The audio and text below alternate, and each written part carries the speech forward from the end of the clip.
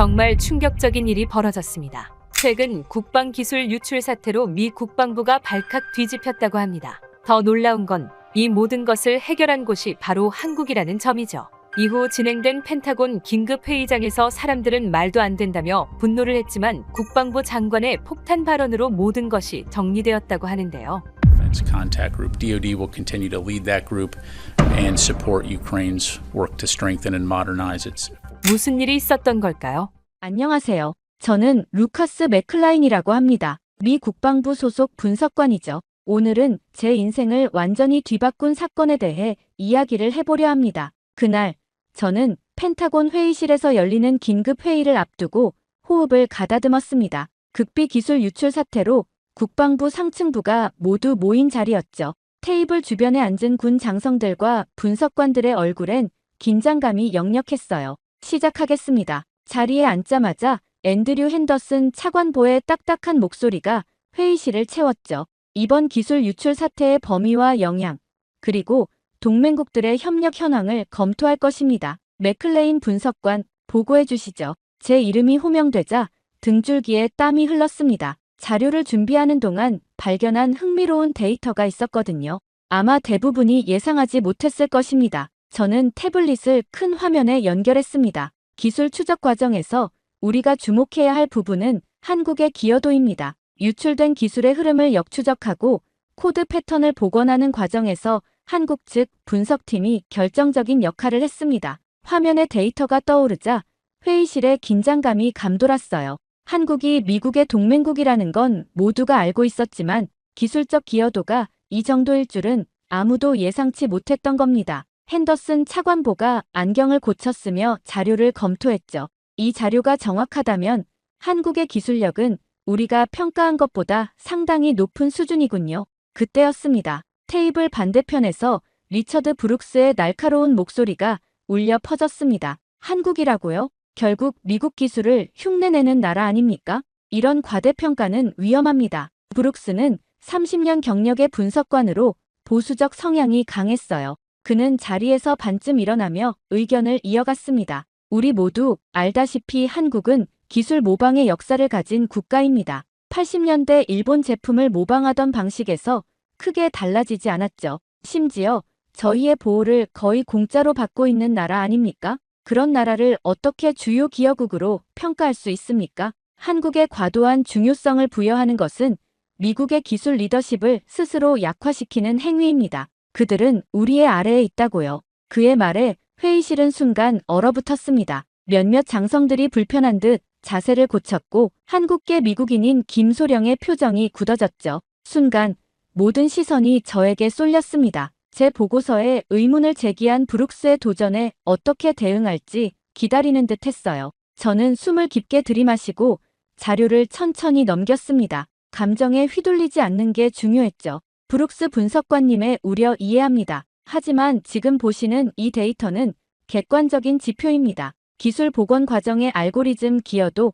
패턴 인식 속도, 역추적 정확도에서 한국팀의 성과가 두드러져요. 판단은 데이터가 말해줄 겁니다. 제 말이 끝나자 회의실은 다시 침묵에 휩싸였습니다. 핸더슨 차관보가 고개를 끄덕였고 브룩스는 불만스러운 표정으로 자리에 앉았죠. 화면 속 그래프와 수치들이 깜빡이는 동안 저는 이것이 단순한 데이터 분석 이상의 의미를 가진다고 느꼈습니다. 우리가 알던 세계 질서에 작은 균열이 생기기 시작한 순간이었어요. 물론 그때는 전혀 알지 못했습니다. 그 균열이 저를 어디로 이끌게 될지를 말이죠. 회의 이후 며칠 동안 제 머릿속에선 데이터와 브룩스의 편견 사이에서 갈등이 일었습니다. 어떤 결론도 내리지 않고 다양한 자료를 수집하는 데만 집중했죠. 국방부 데이터베이스에서 한국의 방산 산업에 관한 모든 자료를 긁어모았어요. 밤을 새워가며 분석을 거듭했고 마침내 내부 보고서를 완성했습니다.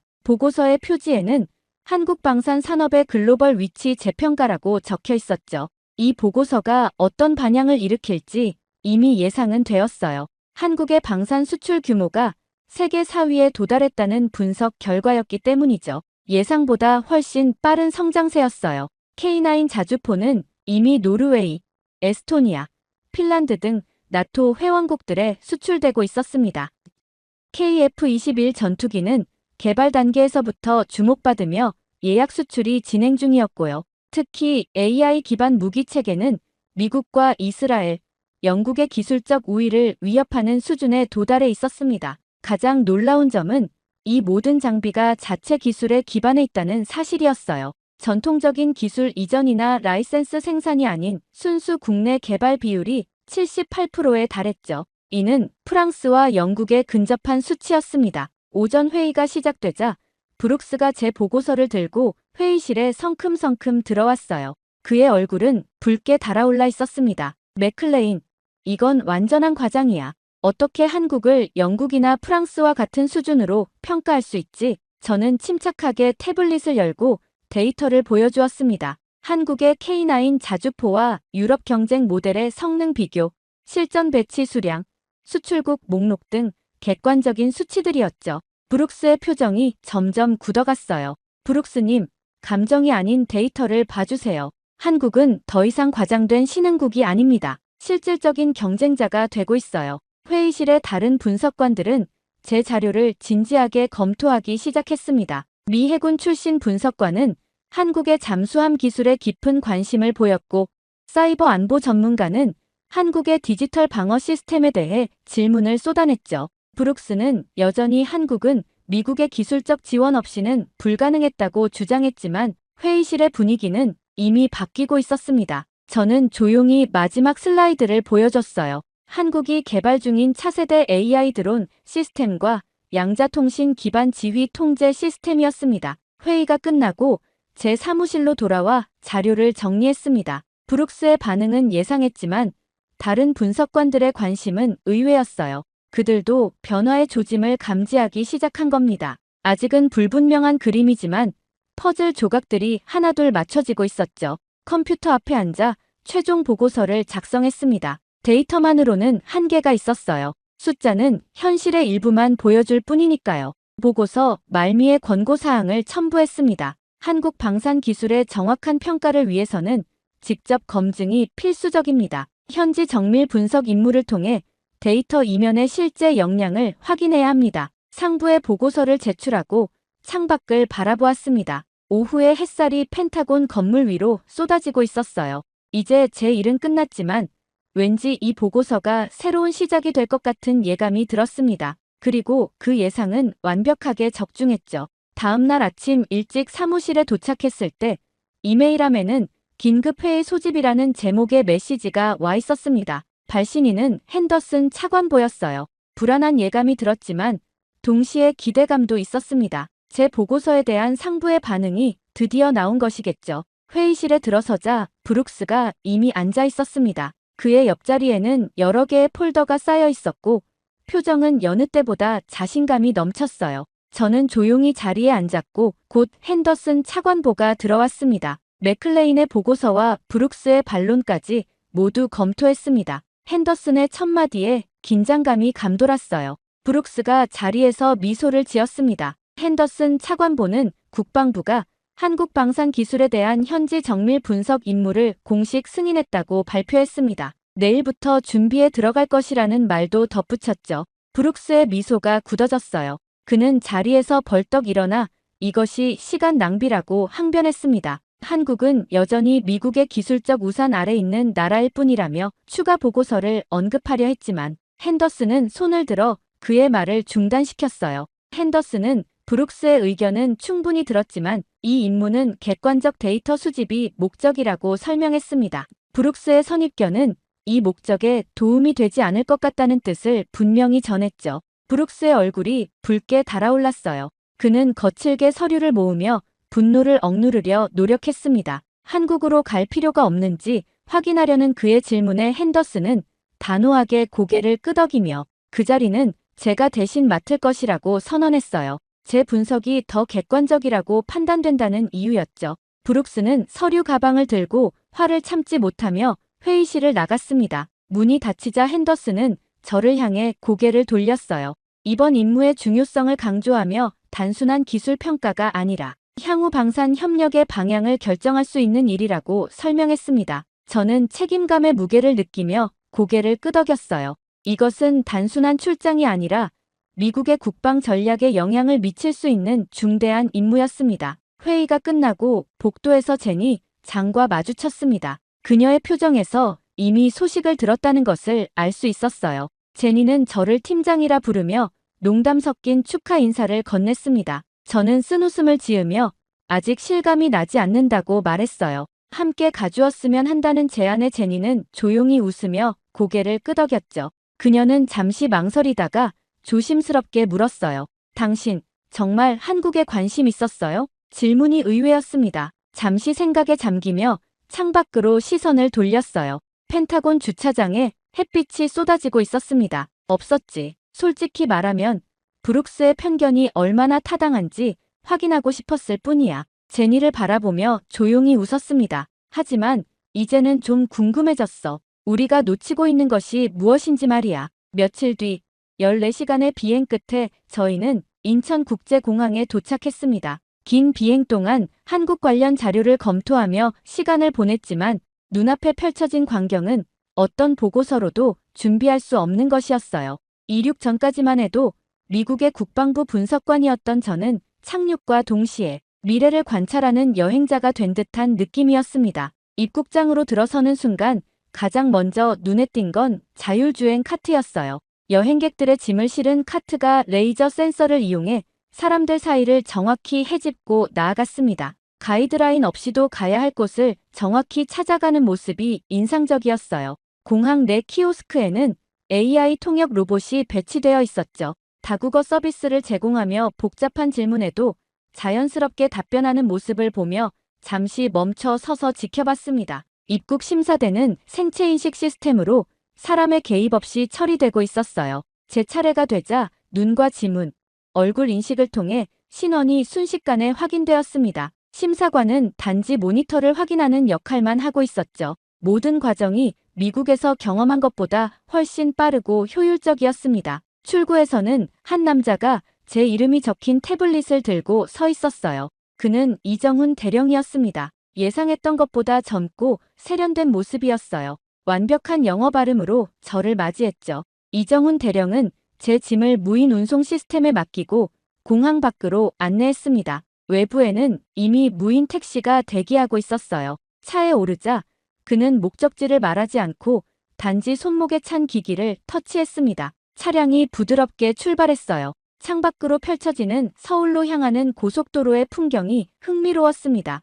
태양광 패널이 도로 양쪽에 설치되어 있었고 차선 변경과 속도 조절이 모두 자동으로 이루어졌어요. 운전자들은 대부분 핸들에서 손을 떼고 있었습니다. 이정훈 대령은 제 시선을 알아챘는지 미소를 지으며 설명을 시작했어요. 한국의 자율주행도로 시스템은 이미 80% 이상의 차량이 연결되어 있으며 사고율이 72% 감소했다고 합니다. 또한 해킹 방지를 위한 양자 암호화 시스템이 적용되어 있다는 설명도 덧붙였죠. 서울 시내로 들어서자 도시의 모습이 더욱 놀라웠습니다. 건물들은 일반적인 고층 빌딩이었지만 그 기능은 달랐어요. 빌딩 외벽에는 대형 디스플레이가 통합되어 정보를 표시하고 있었고 보행자들은 AR 글래스를 통해 도시와 상호작용하고 있었습니다. 호텔에 도착한 후 잠시 휴식 시간을 가졌어요. 창밖으로 서울 도심의 야경을 바라보며 생각에 잠겼습니다. 미국과 한국의 기술 격차는 수치상으로는 크지 않았지만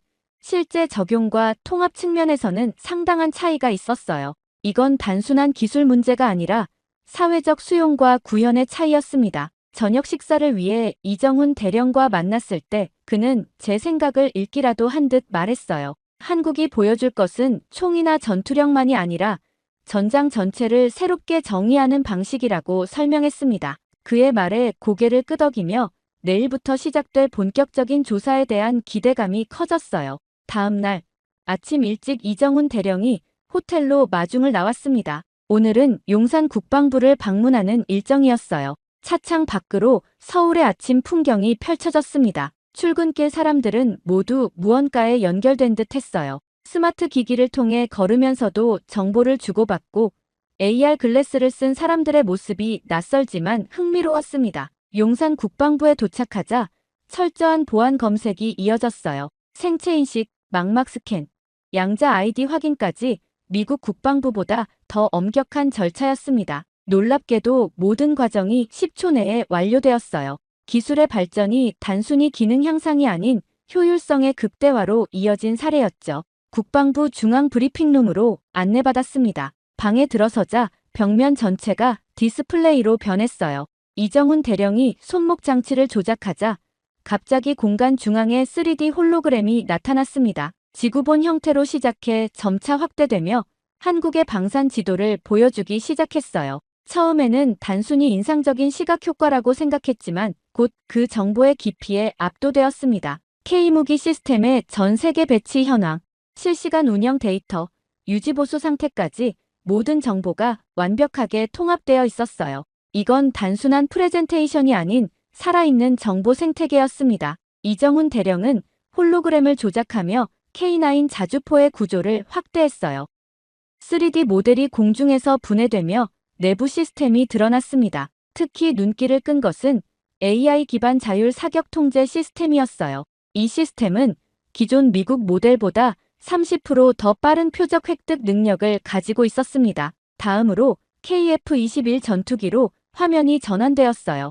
이 전투기의 스텔스 기능과 무장 시스템이 상세히 표시되었습니다. 특히 전자전 능력이 인상적이었어요. 중국과 러시아 레이더를 회피하는 기술이 독자적으로 개발되어 있었습니다. 홀로그램은 다시 지구본으로 돌아가 한국 방산 수출의 흐름을 보여주었어요. 아시아, 유럽, 중동, 심지어 남미까지 한국의 무기 체계가 수출되고 있었습니다. 특히 폴란드, 터키, UAE와의 대규모 계약이 눈에 띄었어요. 이는 단순한 무기 판매가 아닌 전략적 동맹의 확장이었습니다. 가장 놀라웠던 것은 실전 배치력이었어요. 한국은 무기 시스템을 수출할 뿐만 아니라 완전한 통합 시스템으로 패키지화하고 있었습니다. 다른 나라들이 부품별로 판매하는 것과 달리 한국은 턴키 방식으로 전체 시스템을 제공하고 있었어요. 이런 접근법이 빠르게 시장 점유율을 높이는 비결이었습니다. 홀로그램이 사라지고 회의실의 불이 다시 켜졌어요.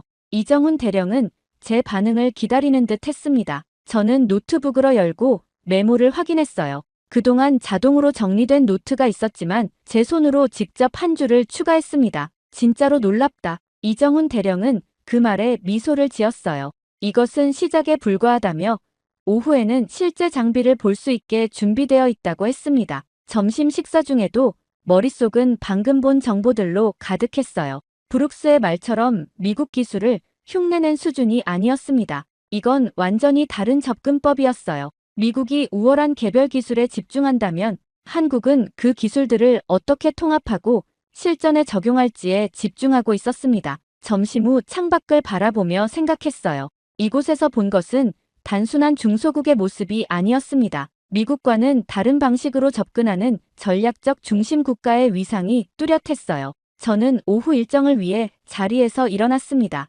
처음으로 우리가 잘못 평가하고 있었던 것은 무엇인가라는 질문이 들었어요. 오후가 되자 이정훈 대령은 저를 평택 기지로 안내했습니다. 차로 이동하는 동안 창밖으로 보이는 한국의 풍경은 현대적 도시와 자연이 어우러진 모습이었어요. 서울을 벗어나 고속도로를 달리는 동안 이정훈 대령은 오늘 볼 실전 훈련에 대해 간략히 설명했습니다. KF-21 실기동 훈련, AI 드론 시뮬레이션, 자율 로봇 병력의 전투 시연이 예정되어 있었어요. 평택 기지에 도착하자마자 특수 군사구역으로 안내받았습니다. 이곳은 일반적인 군사시설과는 다른 분위기였어요. 건물들은 외관상 평범해 보였지만 내부는 완전히 디지털화된 공간이었습니다. 모든 벽면이 터치 인터페이스로 작동했고 실시간 데이터가 흐르고 있었어요. 첫 번째로 KF-21 실기동 훈련을 참관했습니다. 관제실에서 바라본 훈련은 압도적이었어요. 조종사들은 실제 비행과 가상 시뮬레이션을 동시에 진행하고 있었습니다. 실제 KF-21이 하늘을 날고 있는 동시에 조종석 내부에서는 증강현실로 가상의 적기와 교전이 이루어지고 있었어요. 이정훈 대령은 이 시스템이 실전 경험 없이도 조종사들에게 실전과 유사한 훈련을 제공한다고 설명했습니다. 특히 흥미로웠던 점은 AI가 실시간으로 파일럿의 의사결정을 분석하고 최적의 대응책을 제시하는 방식이었어요. 미국의 F-35 훈련 시스템보다 더 진보된 접근법이었습니다. 다음으로 AI 드론 시뮬레이션 센터로 이동했어요. 이곳에서는 수백 개의 마이크로 드론이 집단 지능을 형성하는 시연이 진행되고 있었습니다. 드론들은 개별 명령 없이도 자율적으로 편대를 구성하고 장애물을 회피하며 표적을 식별해 대응했어요. 이 드론들의 가장 인상적인 특징은 통신이 두절되어도 임무를 완수할 수 있는 자율성이었습니다. 마지막으로 자율 로봇 병력의 전투 시연장으로 안내받았어요. 여기서는 사족 보행 로봇과 휴머노이드형 전투 로봇이 복합적인 임무를 수행하고 있었습니다. 불안정한 지형을 극복하고 건물 내부를 탐색하며 위험 요소를 식별하는 모습이 놀라웠어요. 특히 이 로봇들이 인간 병사와 함께 운용될 때 보여주는 팀워크가 인상적이었습니다. 시연이 끝난 후 데이터 분석실로 이동했어요. 이곳에서는 오늘 진행된 모든 훈련의 데이터가 실시간으로 처리되고 있었습니다. 인공지능이 각 시스템의 성능을 분석하고 개선점을 찾아내며 새로운 전술을 생성하고 있었어요. 이정훈 대령은 이것이 한국 방산의 핵심 경쟁력이라고 강조했습니다. 맥클레인 씨, 미국은 개별 기술에서 여전히 우위에 있을지 모릅니다. 이정훈 대령의 말에 고개를 끄덕였어요. 그의 말은 틀리지 않았습니다. 하지만 우리는 미래에 먼저 올라탔습니다. 기술을 어떻게 통합하고 운용할지, 그리고 데이터를 어떻게 활용할지에 집중했죠. 그의 말을 듣는 순간 중요한 깨달음이 왔습니다. 우리가 평가해온 것은 단순히 하드웨어였지만 실제 무기 체계의 효율성은 그것을 운용하는 소프트웨어와 데이터 활용 능력에 달려 있었어요. 한국은 그 부분에서 앞서 나가고 있었습니다. 저녁이 되어 서울로 돌아오는 차 안에서 오늘 본 것들을 정리했어요. 제 보고서에는 이제 기술적 분석뿐만 아니라 운용 철학에 대한 내용도 추가해야 했습니다. 기술이 아니라 전략이 문제였음을 이제야 깨달았어요. 미국과 한국의 차이는 개별 부품의 성능이 아니라 전체 시스템을 바라보는 시각의 차이였습니다. 셋째 날 일정은 뜻밖에도 강남에서 시작되었습니다. 이정훈 대령은 방산 기술만으로는 한국의 전략을 완전히 이해할 수 없다며 도심 투어를 제안했어요. 처음에는 의아했지만 곧 그의 의도를 알게 되었습니다. 강남 거리는 세계 어느 도시보다 디지털화되어 있었어요. K-팝 엔터테인먼트 회사 앞에는 전 세계에서 온 팬들이 증강현실 서비스를 이용해 아이돌과 가상 만남을 즐기고 있었습니다. 스마트 식당에서는 AI가 고객의 취향과 건강 상태를 분석해 최적의 메뉴를 추천했어요. 패션 매장에서는 디지털 가상 피팅이 실시간으로 이루어지고 있었습니다. 이정훈 대령은 저를 한국문화기술연구소로 안내했어요. 이곳에서 만난 박윤서 박사는 문화기술의 전략적 중요성에 대해 설명했습니다. 그녀는 한국이 세계 시장에 진출하는 방식이 전통적인 경제 모델과 다르다고 강조했어요. 우리에겐 군사만이 전략이 아닙니다. 전 세계가 한국을 소비할수록 그 신뢰가 방산에도 따라옵니다. 박윤서 박사의 말은 새로운 관점을 제시했어요. 문화 수출이 국가 브랜드와 신뢰도를 높이고 이것이 방산 수출로 이어진다는 개념이었습니다. 드라마, 음악, 게임 등 문화 콘텐츠가 국방 산업과 연결되는 방식이 흥미로웠어요. 저는 이 현상을 전쟁의 확장성이라고 노트에 적었습니다. 전통적 의미의 전장이 아닌 문화와 기술이 융합된 새로운 형태의 영향력 경쟁이었어요. 한국은 군사력만이 아닌 소프트 파워를 통해 국제사회에서의 위치를 확고히 하고 있었습니다. 이후 워싱턴 DC로 돌아오는 비행기 안에서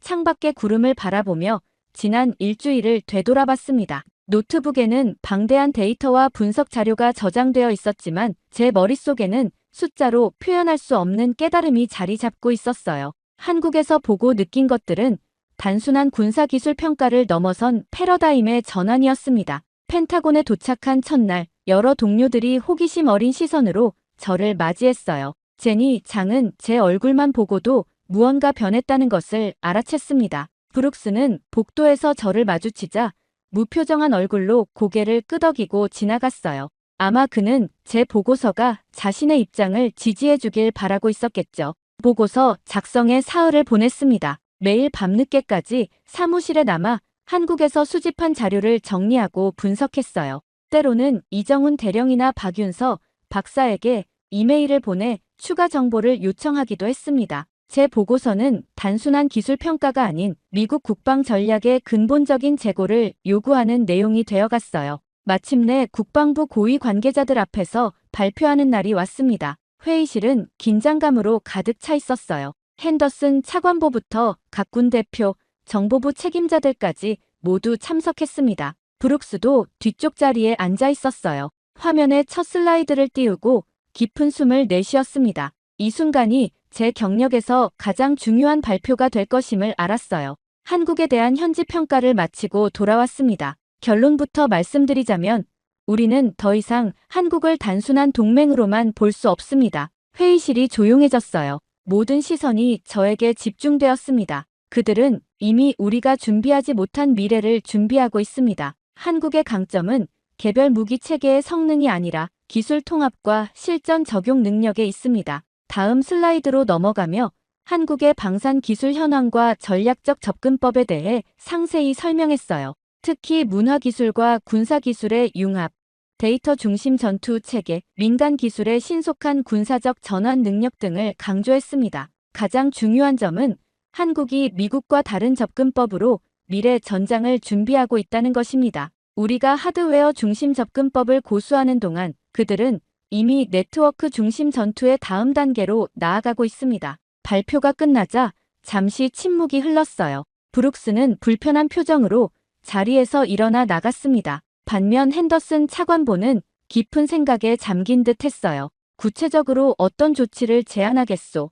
맥클레인, 한국과의 포괄적 협력 체계를 구축해야 합니다. 기술 공유를 넘어 전략적 사고방식의 교류까지 이루어져야 해요. 우리는 세계 최강 군사력을 가지고 있지만 미래 전장의 패러다임은 변화하고 있습니다. 핸더슨 차관보는 고개를 끄덕였습니다. 그는 참석자들을 둘러본 후 결정을 내렸어요. 한국과의 포괄적 협력을 선언한다. 맥클레인, 자네가 책임자가 되게. 회의가 끝나고 사무실로 돌아와 창밖을 바라봤습니다. 워싱턴의 기념물들이 먼 지평선을 장식하고 있었어요. 그 풍경은 여전히 같았지만 제 시각은 완전히 달라져 있었습니다. 한국은 과거에 의존하지 않았다. 그러니 미래를 만들 수 있었던 거지. 자신도 모르게 중얼거린 이 말이 제 머릿속에 오래 남았습니다. 강대국의 그림자에서 자신만의 길을 찾아낸 나라, 겸손하게 배우면서도 대담하게 혁신해온 나라. 이제 미국은 그들에게서 무엇을 배울 수 있을까요?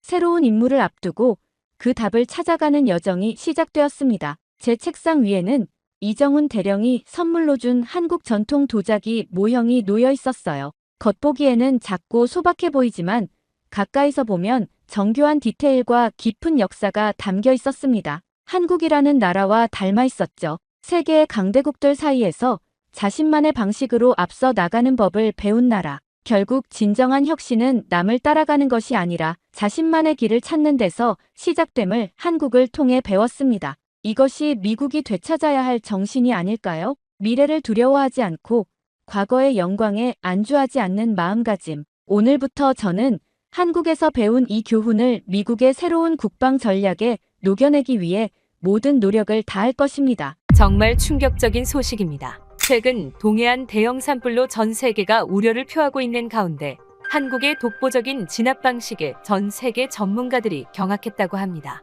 심지어 이 엄청난 위기에서 한국이 보여준 대응력이 해외 언론을 뒤흔들고 있다는데요. 심지어 미국 소방당국에서는 이러한 발언까지 했다고 합니다. tell you, my reaction first and foremost is to step back and remind myself that I'm not. 대체 무슨 일이 있었던 걸까요? 안녕하세요. 저는 CNN 국제부 기자 엘리자 브라운입니다. 오늘은 제 인생을 완전히 뒤바꾼 그날의 이야기를 들려드리려 해요. 그날도 저는 컴퓨터 앞에 앉아 다음 취재 일정을 확인하던 중이었습니다. 그때 편집장 마이클이 창백한 얼굴로 서둘러 뉴스룸에 들어섰죠. 눈빛만 봐도 알았습니다. 또 어딘가에서 큰 일이 터졌다는 신호였어요. 엘리자, 지금 한국에서 대형 산불이 발생했어.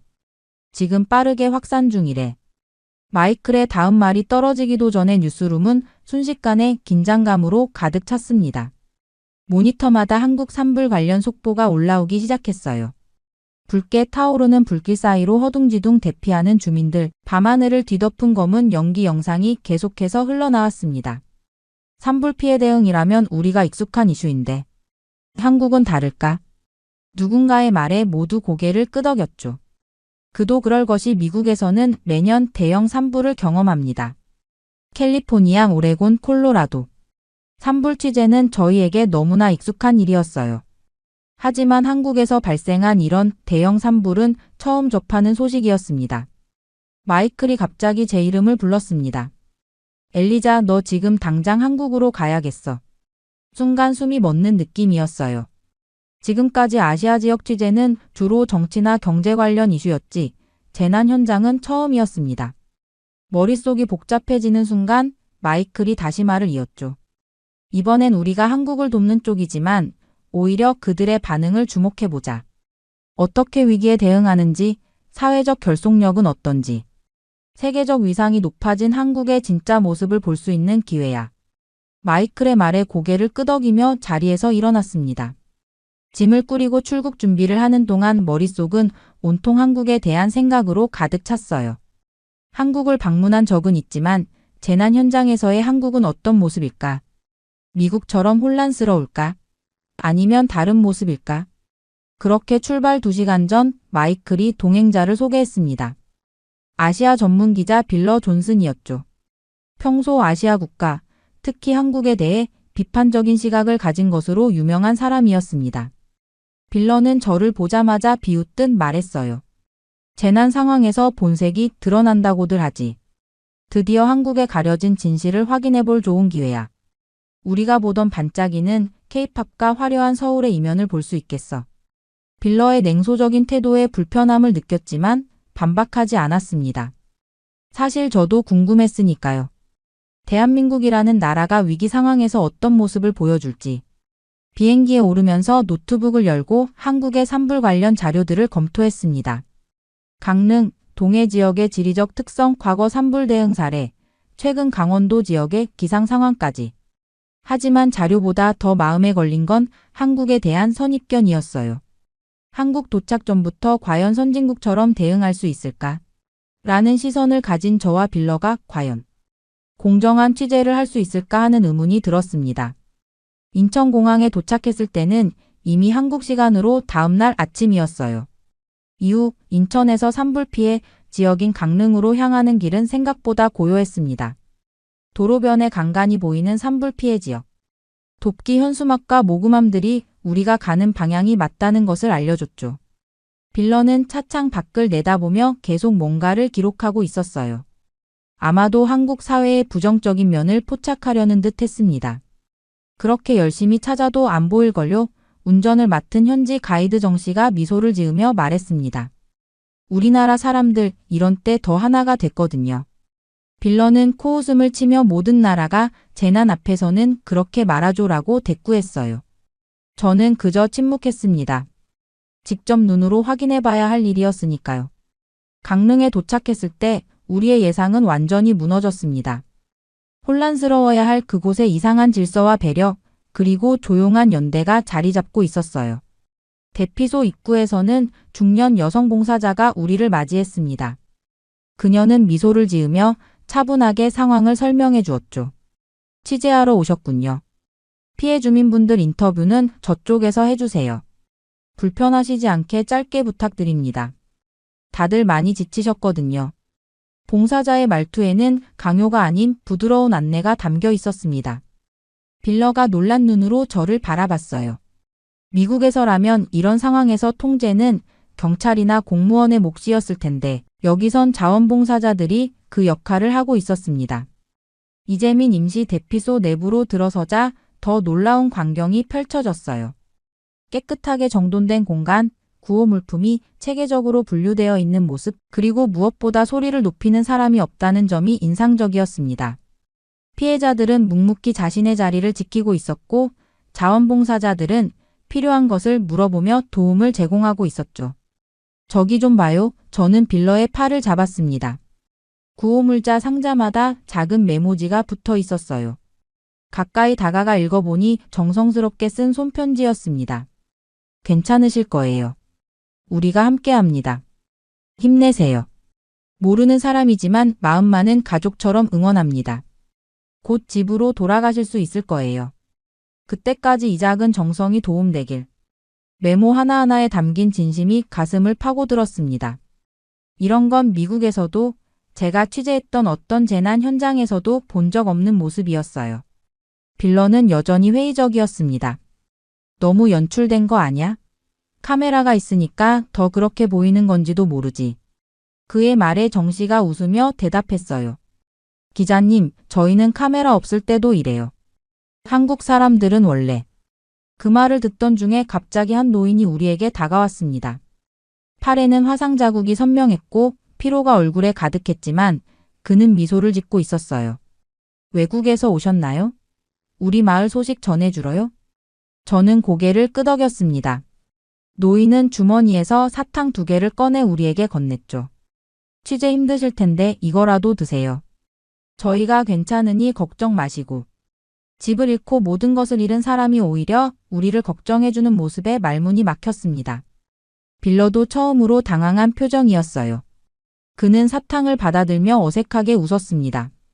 대피소 구석에서는 아이들이 모여 그림을 그리고 있었어요. 봉사자들이 마련한 작은 미술 시간이었습니다. 아이들의 얼굴엔 불안함보다는 집중하는 모습이 더 많았죠.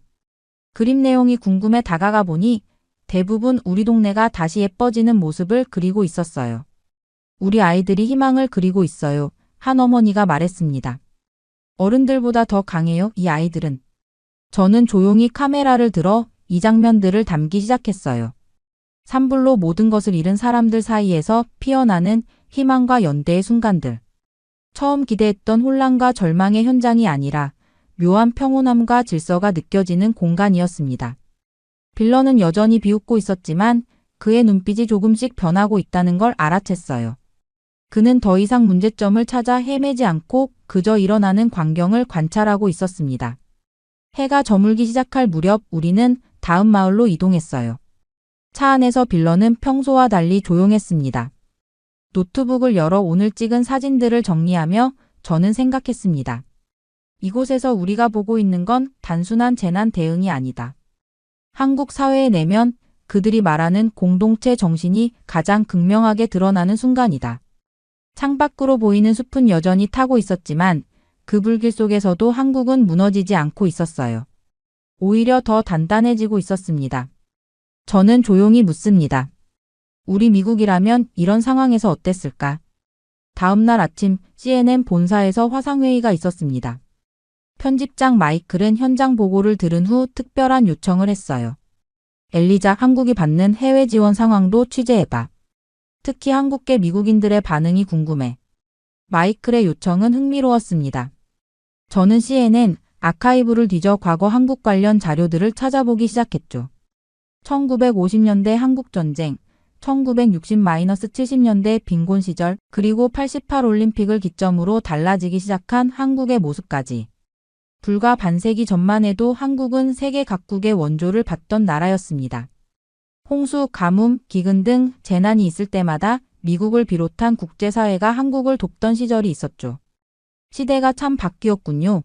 저는 호텔 로비에서 아침 식사를 하며 빌러에게 말했어요. 이제는 한국이 세계 곳곳에 원조를 보내는 나라가 됐으니까요. 빌러는 여전히 날카로웠습니다. 그래서 선진국 흉내를 내고 있다는 거야? 아니요, 그런 뜻이 아니라. 말을 채 잇기도 전에 휴대폰이 울렸습니다. 서울주재 CNN 특파원 데이비드였어요. 그는 재미 한인회가 대규모 후원을 진행 중이라는 소식을 전해줬습니다. 당장 서울로 올라와 취재할 것을 권했죠. 서울로 향하는 KTX 안에서 저는 노트북을 펼쳐 재미 한인사회 소식을 찾아보았습니다. 놀랍게도 로스앤젤레스, 뉴욕, 시카고 등 미국 전역의 한인 커뮤니티에서 대규모 모금 활동이 진행 중이었어요. 심지어 2-3세 한인들까지 적극적으로 참여하고 있었습니다. 이번 주 동해안 산불 피해자를 위한 후원금이 이미 200만 달러를 넘어섰습니다. 한인 커뮤니티는 물론 미국 현지인들의 참여도 이어지고 있습니다. LA 한인 방송의 뉴스 기사를 읽으며 가슴이 뭉클해졌습니다. 2-3세 한인 청년들의 인터뷰 내용은 더욱 감동적이었어요. 할머니, 할아버지 세대가 미국에 와서 정착할 수 있었던 건 한국전쟁 후 국제사회의 도움이 있었기 때문이라고 배웠어요. 이제 우리가 당신들을 지켜줄 차례입니다. 빌러도 함께 보고 있었습니다. 그의 표정이 미묘하게 변했어요. 흥미롭군. 원조를 받던 나라가 이제는 원조를 주는 나라가 됐죠. 저는 그의 말을 이었습니다. 그리고 그들이 받은 도움을 잊지 않고 있어요. 서울에 도착해 우리는 곧장 강남의 한 호텔로 향했어요. 재미 한인의 대표단이 산불 피해 지원 관련 기자회견을 열고 있었습니다. 회견장은 기자들로 가득 차 있었죠. 저와 빌러도 간신히 자리를 잡았어요. 한인의 대표 박지성 씨 실명과 무관는 차분한 목소리로 말했습니다. 우리는 이미 300만 달러의 후원금을 모았습니다. 이것은 금액의 문제가 아닙니다. 우리 부모님 세대가 받았던 사랑을 돌려드리는 마음입니다. 박 대표의 옆에는 30대로 보이는 젊은 여성이 앉아 있었어요. 그녀는 영어로 자신을 소개했습니다. 시카고에서 태어나 자란 2세 한국계 미국인 변호사라고 했죠. 저는 한국어를 잘 못합니다. 하지만 부모님으로부터 한국의 정신, 정이라는 것을 배웠어요. 여러분이 보내주신 후원금에는 단순한 돈 이상의 의미가 담겨 있습니다. 그것은 바로 우리는 당신들을 잊지 않았다는 메시지입니다. 그녀의 말에 회견장은 잠시 조용해졌어요. 저는 서둘러 이 순간을 카메라에 담았습니다. 한국계 미국인 2세가 모국을 향해 보내는 진심 어린 연대의 메시지. 이것은 단순한 국제 원조 이상의 의미를 담고 있었죠. 회견이 끝나고 저는 박 대표에게 다가가 추가 인터뷰를 요청했습니다. 그는 흔쾌히 수락했죠. 미국에 사는 한국인들에게 이번 산불은 어떤 의미인가요? 저는 물었습니다. 박 대표는 잠시 생각하더니 깊은 한숨을 내쉬었어요. 1950년대 한국전쟁 직후 미국은 우리에게 희망이었습니다. 불과 70년 만에 한국은 세계 10위권 경제대국이 되었죠. 하지만 물질적 성공보다 중요한 건 우리가 받은 도움을 잊지 않는 마음입니다. 이번 산불 피해는 안타깝지만 한국계 미국인들이 자신의 뿌리를 잊지 않았다는 것을 보여주는 기회이기도 합니다.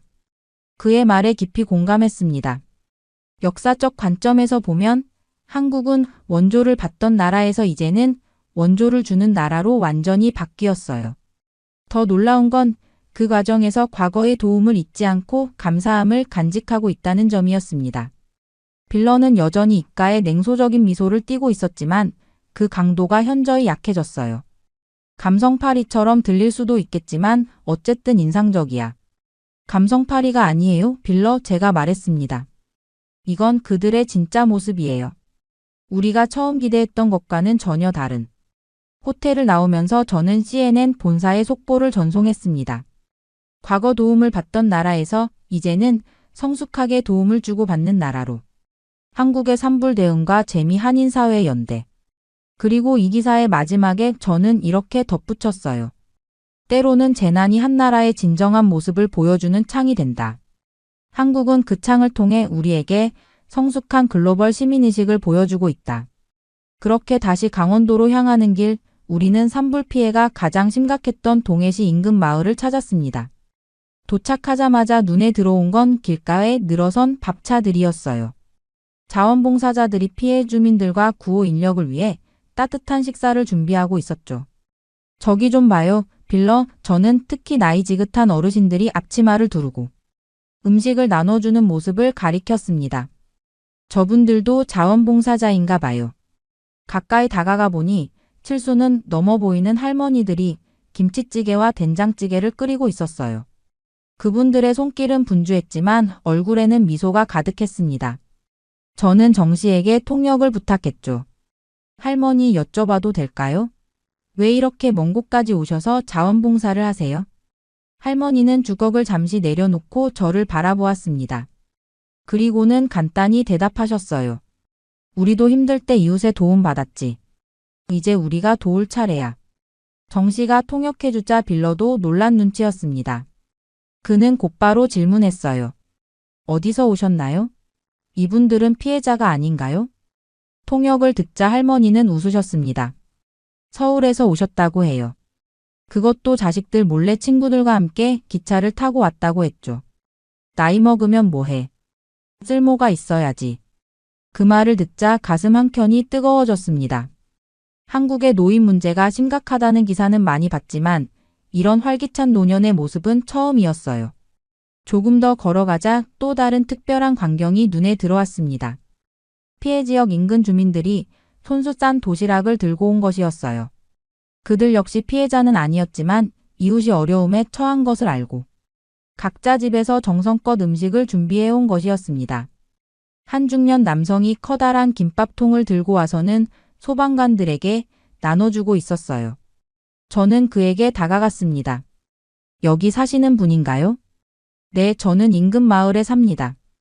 우리 마을은 다행히 산불을 피했어요. 그래서 조금이라도 돕고 싶어서요. 빌러가 의아한 표정으로 물었습니다. 정부나 구호단체가 아니라 개인이 이렇게 하는 건가요? 남성은 고개를 끄덕였습니다. 물론 정부도 열심히 하고 있지만 우리가 할 수 있는 일도 있잖아요. 이웃이니까요. 그 순간 놀라운 광경을 목격했습니다. 피해를 입은 주민들이 오히려 구호 인력들에게 음료수를 나눠주고 있었어요. 고생하십니다. 감사합니다. 라는 말과 함께요. 이건 제가 지금까지 본 어떤 재난 현장과도 다르네요. 저는 정 씨에게 말했습니다. 보통은 피해자들이 도움을 요구하고 때로는 분노하기도 하는데 정 씨는 잠시 생각하더니 대답했어요. 한국에는 정이라는 게 있어요. 쉽게 설명하기 어려운 감정인데 서로 돕고 나누고 함께 아파하는 마음이죠. 정이라는 단어가 귓가에 맴돌았습니다. 이건 단순한 동정심이나 연민이 아니었어요. 더 깊고 더 본능적인 무언가였습니다. 저는 그 단어의 의미를 더 알고 싶어졌어요. 임시 대피소로 사용되는 체육관 안으로 들어갔습니다. 그곳에서는 어린이들을 위한 임시 학교가 운영되고 있었어요. 교사들은 자원봉사로 온 대학생들이었습니다. 아이들이 공부하는 동안 부모들은 잠시 휴식을 취하거나 재건 작업에 참여할 수 있었죠. 한 자원봉사 대학생에게 다가가 물었습니다. 정이 무엇인지 설명해 주실 수 있을까요? 그녀는 잠시 고민하더니 미소를 지었습니다. 외국인들에게 설명하기 가장 어려운 단어 중 하나예요. 굳이 말하자면 상대방을 나의 일부처럼 여기는 마음, 가족이 아니어도 가족처럼 느끼는 감정이라고 할까요? 빌러가 끼어들었습니다. 그런 건 어느 나라에나 있지 않나요? 공동체 의식이라고 할까? 대학생은 고개를 살짝 흔들었어요. 비슷하지만 조금 달라요. 정은 오랜 시간 함께하면서 생기는 끈끈함이에요. 한국은 오랫동안 어려움을 함께 겪어왔고 그 과정에서 다른 사람의 아픔을 내 아픔처럼 느끼는 법을 배웠어요. 저는 그녀의 말을 녹음하며 깊이 공감했습니다. 이정이라는 감정이 지금 이곳에서 펼쳐지는 모든 현상을 설명해주고 있었어요. 개인의 아픔이 공동체의 아픔이 되고 낯선 이들끼리도 서로를 가족처럼 여기는 문화. 이것이 바로 한국의 재난 대응이 미국과 근본적으로 다른 이유였습니다. 체육관 밖으로 나오자 한 노인이 화상 입은 손으로 조심스럽게 초콜릿을 건네주었어요. 외국에서 온 기자님들 고생이 많지요. 이거라도 드세요. 갑자기 목이 메어왔습니다. 이분은 모든 것을 잃었는데도 오히려 저희를 걱정해주고 있었어요. 빌러도 무언가 말하려다 입을 다물었습니다. 그의 눈가가 살짝 붉어진 것 같았어요. 저녁이 되자 자원봉사자들이 모닥불을 피웠습니다. 마을 사람들과 봉사자들, 구호 인력들이 함께 모여 이야기를 나누기 시작했죠. 누군가 기타를 꺼내 조용히 노래를 부르기 시작했고 사람들은 그 주위로 모여들었습니다. 모닥불 앞에 앉아 이 풍경을 바라보면서 저는 생각했어요. 미국의 재난 현장에서는 보통 효율적인 구호가 최우선이었습니다. 하지만 이곳에서는 함께함이 더 중요한 가치처럼 느껴졌어요. 물질적 지원만큼이나 정서적 연대가 강조되는 문화. 빌러가 조용히 말했습니다. 그들이 말하는 정. 우리는 이런 단어가 없어. 맞아요, 저는 대답했습니다. 우리는 이런 감정을 표현할 단어가 없어요. 하지만 보세요, 그들은 그것을 살아내고 있어요. 불빛에 비친 서로를 위로하고 격려하는 사람들의 얼굴을 보며 저는 조용히 카메라를 들었습니다. 이것이 바로 제가 세상에 전해야 할 한국의 모습이었어요. 재난 속에서도 무너지지 않는 오히려 더 깊은 연대를 만들어내는 사람들의 이야기. 그렇게 호텔로 돌아온 저는 오늘 촬영한 영상과 사진을 정리했습니다. 피곤했지만 SNS를 확인하지 않을 수 없었어요. 놀랍게도 한국 산불 관련 해시태그가 전 세계적으로 트렌딩이었습니다. 일본, 미국, 유럽의 네티즌들이 한국의 재난 대응에 놀라움을 표현하고 있었어요. 한국은 왜 이렇게 서로를 챙기는가?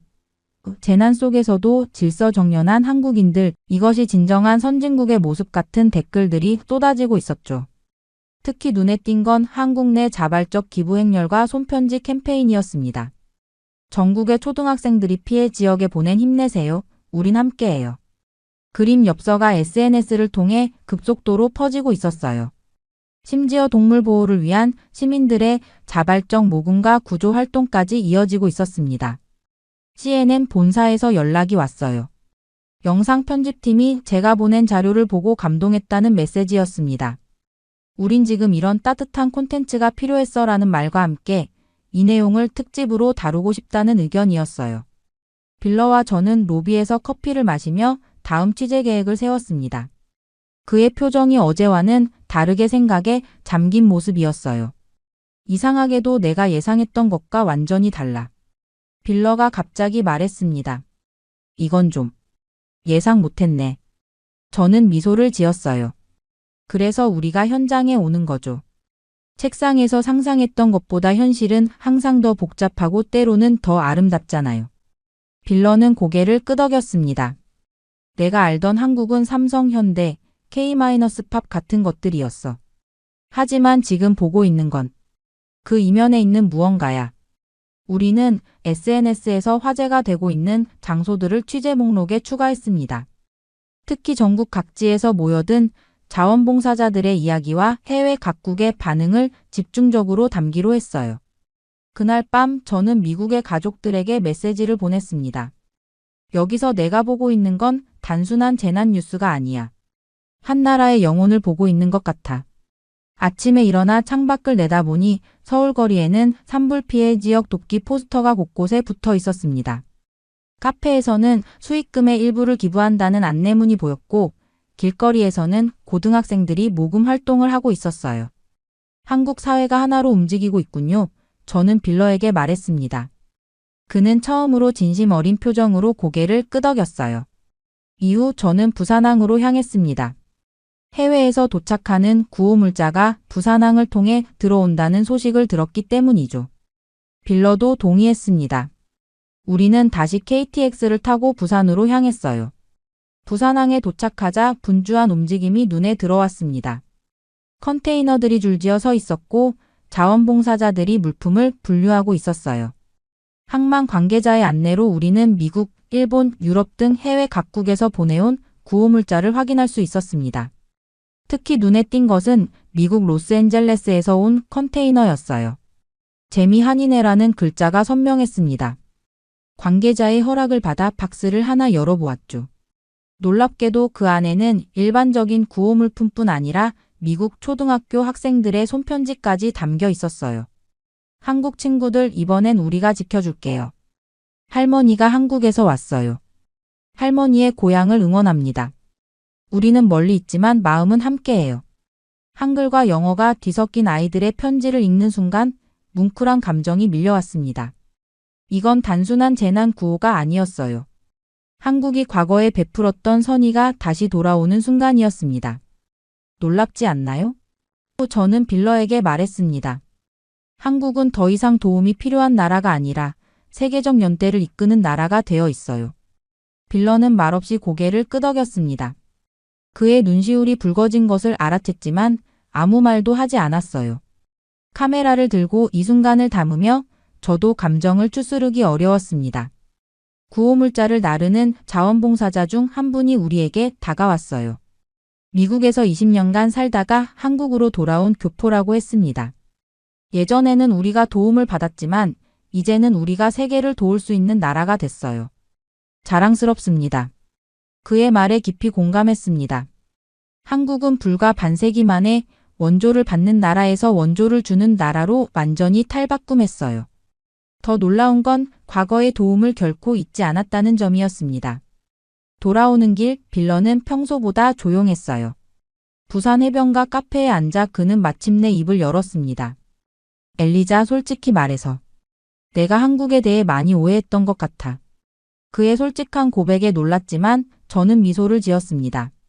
가끔은 우리 기자들도 선입견을 가지고 있다는 것을 인정하는 용기가 필요하니까요. 그렇게 서울로 복귀한 다음 날 놀라운 일이 벌어졌습니다. 빌러가 먼저 제게 인터뷰를 요청한 거예요. 그는 CNN 특집 보도에 자신의 생각도 담고 싶다고 했습니다. 무슨 내용을 얘기하고 싶은데요? 저는 호텔 라운지에서 그를 마주하며 물었습니다. 빌러는 깊은 한숨을 내쉬었습니다. 내가 틀렸다는 걸 인정하고 싶어. 그의 말에 놀라 커피잔을 내려놓았어요. 아시아 취재 베테랑으로 항상 자신만만하던 빌러였는데 이런 고백은 예상치 못했죠. 한국은 선진국이 되기 위해 가짜로 행동하는 나라가 아니야. 빌러가 진지한 표정으로 말했습니다. 그들은 이미 내면이 성숙한 사회였어. 내가 그동안 겉모습만 보고 판단했던 거지. 빌러의 말은 계속되었어요. 한국은 보여주기보다 기억을 중시하는 나라더라. 도움받았던 과거를 절대 잊지 않더군. 그들이 지금 보여주는 모습은 연출이 아니라 진심이야. 그의 솔직한 고백을 카메라에 담으며 가슴이 뜨거워졌습니다. 빌러처럼 경험 많은 기자도 현장에서 진실을 마주하면 생각이 바뀔 수 있다는 것을 보여주는 순간이었어요. 기자는 항상 의심해야 하지만 그게 진심을 무시해도 된다는 뜻은 아니더라. 빌러는 말끝을 흐렸습니다. 그의 눈에 진심이 담겨 있었어요. 인터뷰를 마친 후 CNN 본사에 연락했습니다.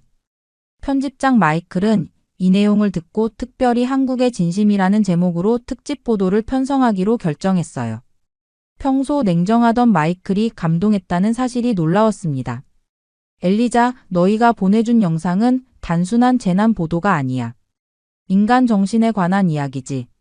서둘러 편집해서 최대한 빨리 방송할게. 그날 저녁 빌러와 저는 한국식 바비큐 식당에서 저녁을 먹었습니다. 처음으로 편안한 분위기에서 대화를 나눌 수 있었죠.